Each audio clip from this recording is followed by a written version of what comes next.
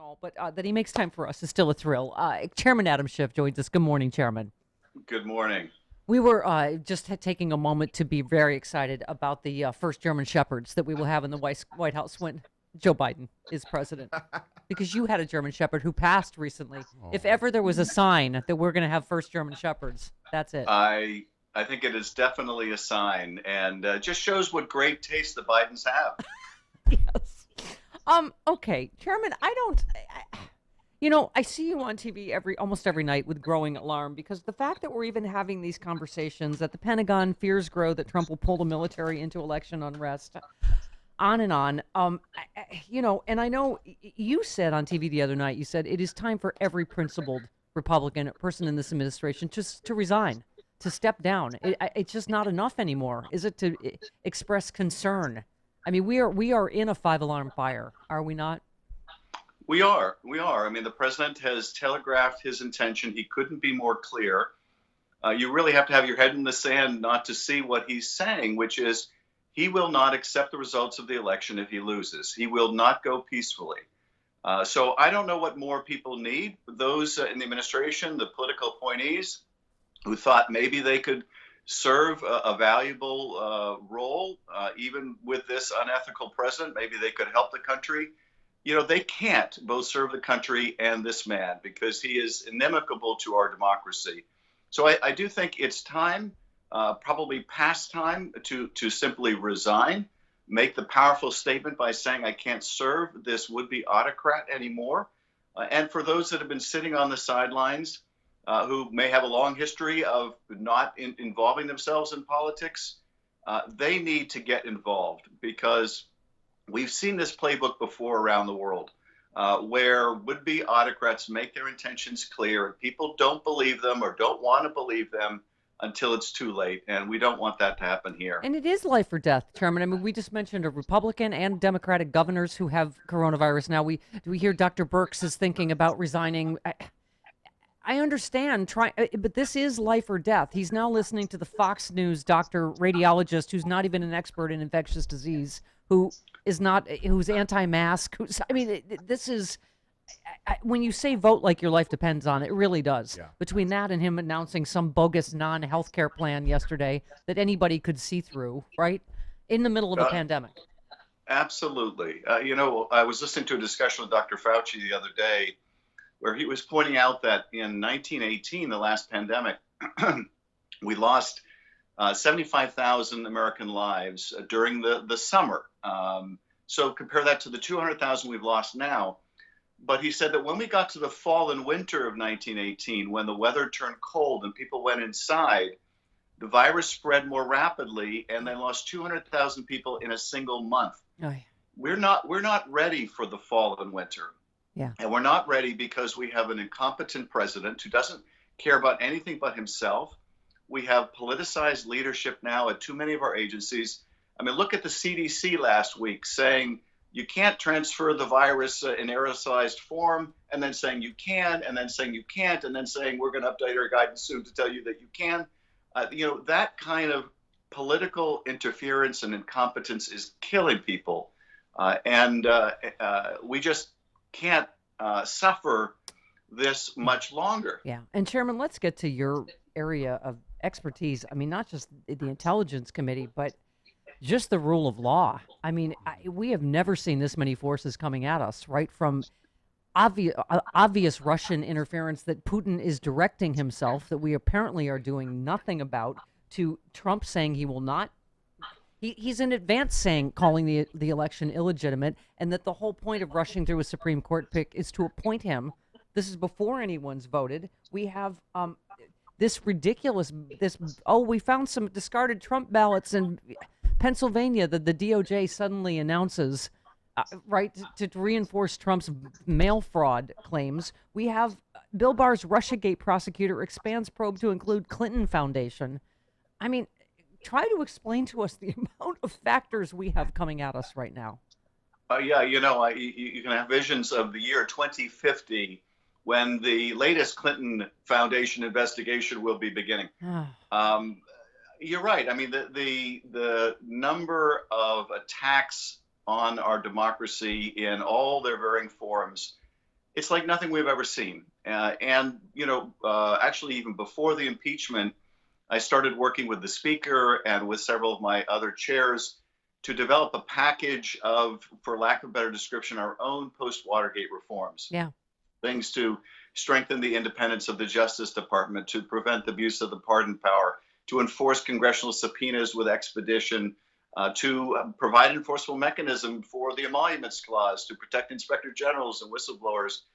And we just introduced that package this week. Now, I don't expect that it will get passed in Mitch McConnell's Senate, but you're way ahead of me. But go ahead. But you, I was going to say, and God bless you for it. But this is not happening now. This is, but in the future. I mean, I'm glad you did it now, Chairman. But that's then.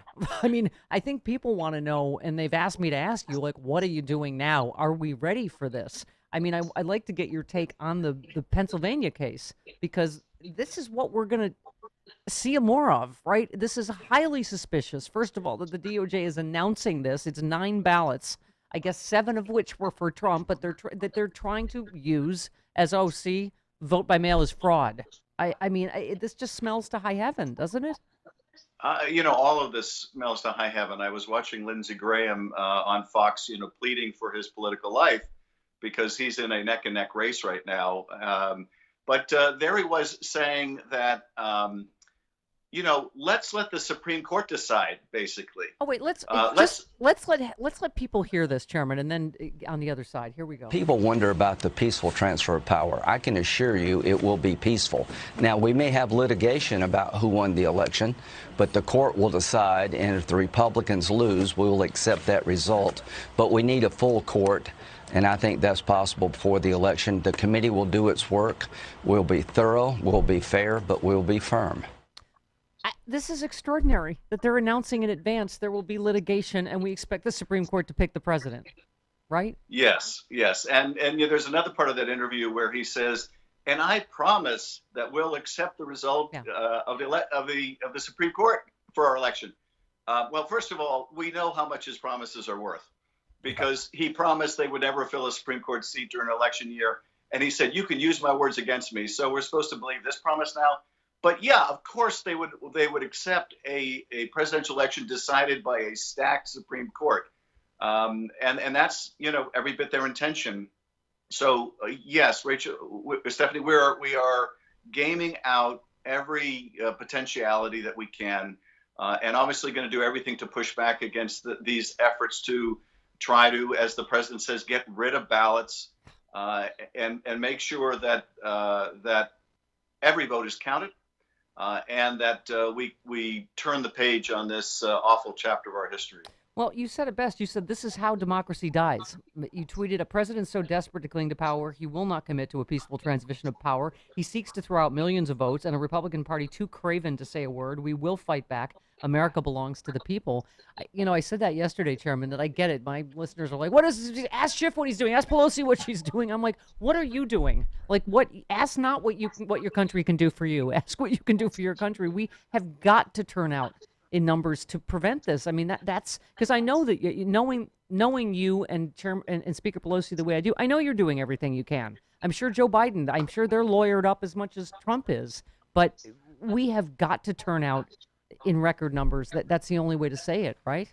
Yeah, Stephanie, you're absolutely right. We are doing everything we can in Congress. We will do everything we can in Congress.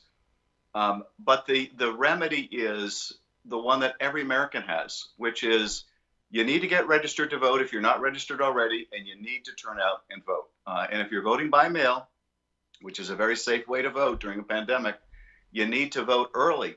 And if you can't return that ballot early enough by mail, and you have any question, will it get there on time, then hand deliver that ballot on election day. Because my district is very important, and I do a giant check mark 17 times where it says Chairman Adam Schiff. What are the rules? Because people have to understand they're different in every state, right? So if I get it, because I plan to vote by mail, but so if I want to take it to a voting center, yeah, I can do that, right? Because people are sort of, I think this is his plan, is to freak everyone out and confuse everybody, right, about what you do. If you already have a mail-in vote, you still can deliver it, right? Yes, you can. But you're absolutely right. They're going to look for every way they can challenge any particular ballot. And this is, how destructive they're planning, which is they're going to challenge any ballot that isn't signed in the right way, that isn't witnessed in the right way in states that require a witness. They're going to seek to invalidate as many ballots as they possibly can. And we're going to, of course, fight those efforts to disenfranchise people. But the preventive that we have is to turn out in such massive numbers to absolutely overwhelm the vote, make this a landslide result so that we not only send this guy packing, we don't give him any opportunity to contest the results. Yeah. That's the most powerful remedy for this. And there's really no other substitute. Yeah, I mean, that's the eerie thing, isn't it, Chairman? Listening to Lindsey Graham, you're like, okay, if you're looking at the polls now, and I know we shouldn't, but he's up 10 points pretty much in every poll. He's up in every swing state by a lot right now. How are they assuming that it's going to be close enough to be thrown to the Supreme Court? I mean, that's what freaks you out, is you're like, why are you thinking this is going to be such a nail biter? I mean, and I feel like that's where your specialty comes in. Do they know something about what Russia's going to do that we don't know? I mean, I think what they're counting on, and there's some validity to this speculation. They're counting on people not wanting to admit to pollsters that they're going to vote for this hateful, divisive man. Right. And so they think the polls undercount his support. Now, I don't know whether they do or not. The polls actually 4 years ago were pretty accurate in terms of the popular vote. And so I have to hope that the polls are pretty accurate now, and we're not going to see that kind of undercount. But they're obviously hoping, the president is hoping, that he can throw out enough ballots to somehow eke a victory in the states where he needs it. And so in those particularly critical states, and the good thing, Stephanie, is we're expanding the playing field into states like Texas and Georgia and elsewhere where traditionally we really haven't been competitive in a presidential year. So if we can pick up some of those other states, or even one of those other states, the result could be decisive in the Electoral College. Yeah. By the way, I did not mean to dismiss the Protecting Our Democracy Act. It is very, very good work, and I'm very happy you're doing it, and we're going to get that done. After we give you a blue tsunami, we're going to get your Trump-proofing the Presidency Act passed. What I was going to say, though, on that is, I don't expect it'll pass right now because, of course, Mitch McConnell isn't going to take it up. But next year, and it's important for us to tell voters what we're going to do to clean up the mess that Trump has made. Next year, you're going to see a lot of Republicans supporting these reforms in a Biden administration. Yes. You're going to see a more benevolent form of hypocrisy than the more malignant form you see from them right now of the Supreme Court. Yeah. And where by the suddenly way, they'll discover the importance of congressional oversight. Thank you. If we give you a blue tsunami, Chairman, here's the other thing someone pointed out. If the Affordable Care Act falls, and it may, right after the election, guess what we could get then if we get you a blue tsunami? We could get Medicare for all. Mm-hmm. That's right. That's the reason for everyone from the far left to the middle to the wherever to the far right to vote for Joe Biden, so that we can actually have health care. Let me just ask you real quick. So FBI Director Chris Wray told senators yesterday the U.S. has not experienced large-scale voter fraud by mail or any other means, said it would be a major challenge for a foreign country to attempt such a thing, despite repeated claims by Donald Trump. He said Americans must have confidence in our voting system and our election infrastructure. We are not going to tolerate foreign interference in our elections. We have not seen historically any kind of coordinated national voter fraud effort in a major election, whether it's by mail or otherwise. Well, don't know how long it's going to be before he gets fired because he keeps contradicting everything the president says by telling the truth, right? Yes. And he's exactly right. We don't see any evidence of some foreign effort to counterfeit ballots that the president and Bill Barr keep saying without any evidence. But what we are seeing is Russia amplify the president's false messages about voting by mail. Which Chris Wray also said. Chris Wray also said Russia is denigrating Joe Biden. That's what they're doing again. Yes. I mean, they're basically taking Donald Trump's false talking points and they're pushing them out. The president is once again working hand in hand with the Kremlin to undermine our democracy. It's a twofer for Putin. Putin gets to boost this destructive, awful president who's weakened NATO and weakened our alliances.